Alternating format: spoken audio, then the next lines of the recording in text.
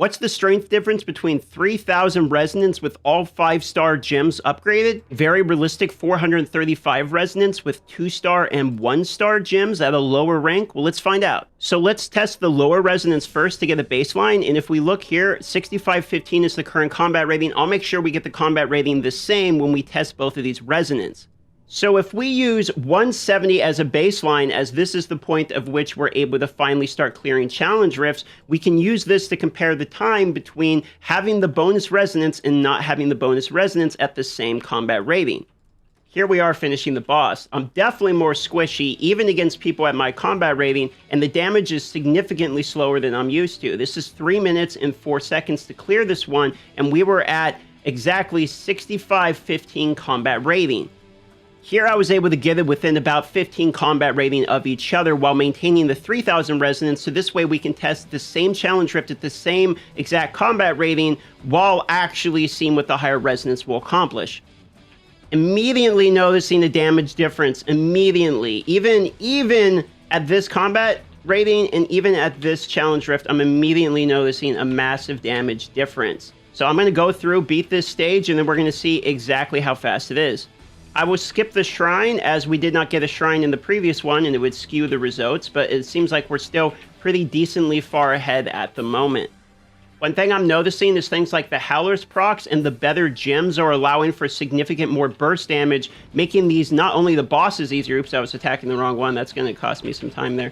Not only making the bosses easier here, but also making the packs easier too, because when I walk from pack to pack, things like Seeping Bob, it will kill it. And you can see 2 minutes, 23 seconds. That took about 30% off the time. Now, if we look here, we have 150% base equipment attribute bonus.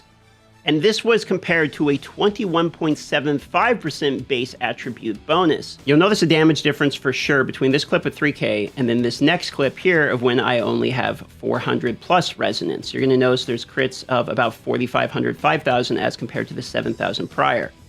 This would stand to logic because we're at 6,600 damage and 63,000 health as opposed to 9,728 damage, 100 and 1,000 life. Damage affects the green numbers on every skill, so the fact that we're using Hungering Wind, which does 29,110 continual damage, makes this hit even harder. If I actually go and remove some of these actual resonance, you're going to very quickly see, as I drop down the resonance, all we're doing is removing some resonance, that's it. You're going to see the skill starts to drop. It's now at 26,690, so it is affected pretty heavily by resonance.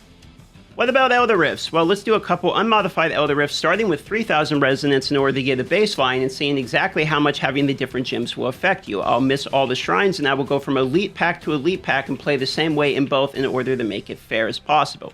We very quickly get to the boss. I mean, it took basically no time at all to get straight to the boss here, and let's watch how quickly we burn down this boss to get a good idea. Something I'm noticing is the Gem Seeping Bile and Howler's Call and Zwinson's Haunting are all exceptionally good at clearing pack mobs and things like the Elder Rift. Anything that throws something out instantly kills a whole mob is a really, really big deal. Just during this conversation, I've basically killed the entirety of this boss, so we're about to see what the timer is on the 3K resonance run. It's 1 minute 33 seconds, which honestly is a little bit longer than I expected.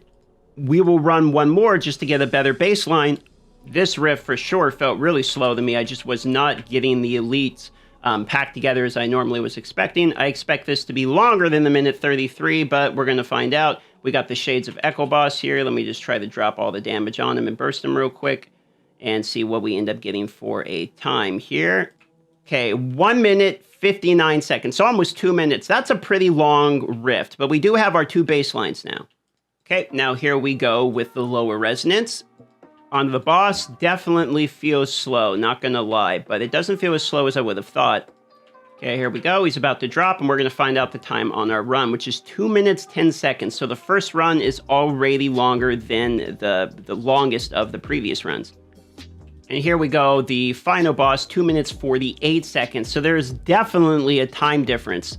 Here's something interesting. Having higher resonance increased the total HP of the boss I was fighting in the Elder Rift. Here's the two that are of the higher resonance, and then the two that are of the lower resonance. It's consistent.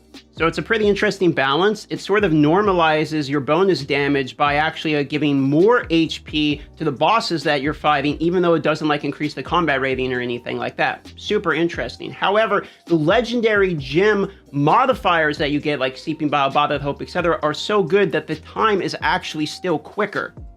There is, however, a problem with going with all 5-star legendary gems, and there is sort of a balanced mechanic that help make 1 and 2-star legendary gems almost as good. What am I talking about? I'm talking about the fact that if you are a 2,000 to 4,000 level resonance person, you're probably never going to be using this portion of the game. You might have not even seen this portion of the game. This is the awakening of the gem resonance area. What this does is when you have a rank 10 gem, you can put it into a spot in order to unlock upgrades for your legendary essence. Each legendary essence has a bonus awakening stat, and it is one of the only ways in the game you can get things like teleport cooldown decreased. Cooldown decrease is one of the hardest things to get in the entire game, and this is one such way you can do it. But you can also see things like this: disintegrate energy consumed 10% slower, arcane wind damage increased by 10%, etc. So getting to rank 10 with a 1 or 2-star gem while giving you lower resonance will give you access to something that most people who have rank 5 gems in the 3 to maybe even to the 5,000 bracket,